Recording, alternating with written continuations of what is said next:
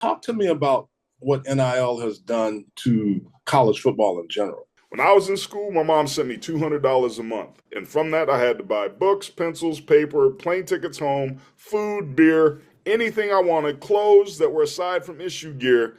And that was a lot of money back in the mid 90s for her to send. But there were times I didn't get to come home for spring break, and I had to drive to Ohio with a teammate or drive to White Plains, New York with a teammate Mhm. because I didn't have enough money to fly home. So it's a very different proposition now.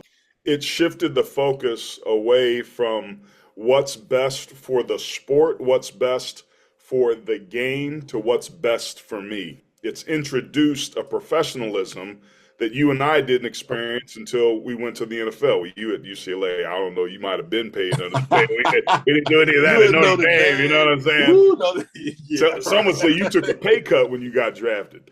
But I think it's made to be good in this sport, to be good at anything, you got to make what's most important most important. And NIL has changed that equation. And it's a shiny object that's distracted a lot of people and disrupted the fabric of the continuity and the culture that is critical for success. I lost 2 games in high school, 7 and 4 years in Notre Dame, and went to back-to-back Super Bowls in Green Bay. I've only been in championship cultures, except when I went to the Chargers. That was a different story. Another story for another time. The culture is what's most important. If that ain't right, no Yeah, matter how much talent you have in the locker room, it's not going to be good enough to overcome the variables and the challenges that that's going to bring. So that's been the negative side. The positive sides is that football is also a meritocracy to a certain extent, yeah. and players that weren't good enough coming out of high school or just simply late bloomers are now getting opportunities to create generational wealth, some in some cases for their families.